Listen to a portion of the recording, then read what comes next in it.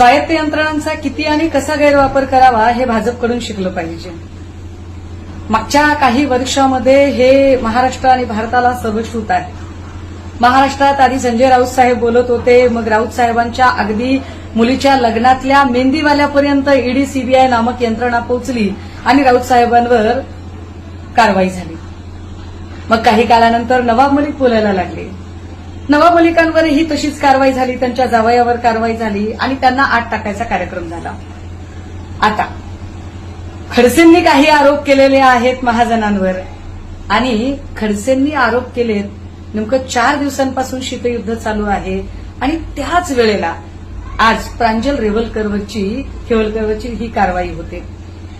Rave party असं या कारवाईला नाव दिलं जाते. खरं तर त्यांच्या घरापासून हाकेच्या अंतरावर असणाऱ्या एका हॉटेलमध्ये चालणारी हाऊस पार्टी. या हाऊस पार्टीमध्ये खरंच अंमली पदार्थ होते की नव्हते संशोधनाचा मुद्दा.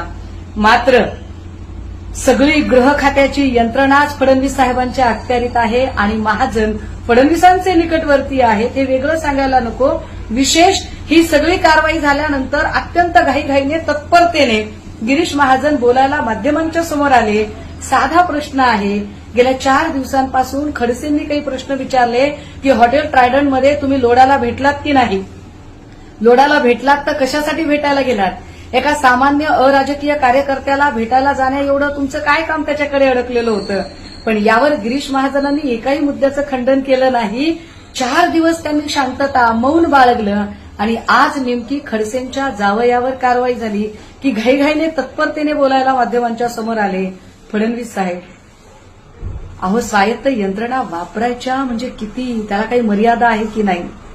आणि असं वाटतं का की हे सगळं केल्यावर महाराष्ट्राची जनता इतकी दूधखुळी आहे की तुम्ही ज्या काही कारवाया करताय त्या लक्षात येत नाहीयेत. ही क्रोनॉलॉजी महाराष्ट्राच्या चांगली लक्षात आलेली आहे. रेव पार्टीचा बनाव करून ज्या पद्धतीने खडसेंचा आवाज दाबण्याचा प्रयत्न केला जातोय याचा आम्ही निव्वळ राजकीय पक्ष म्हणून नाही तर महाराष्ट्राची सामान्य जनता म्हणून अत्यंत निषेध नोंदवत या सगळ्याची निंदा करतोय.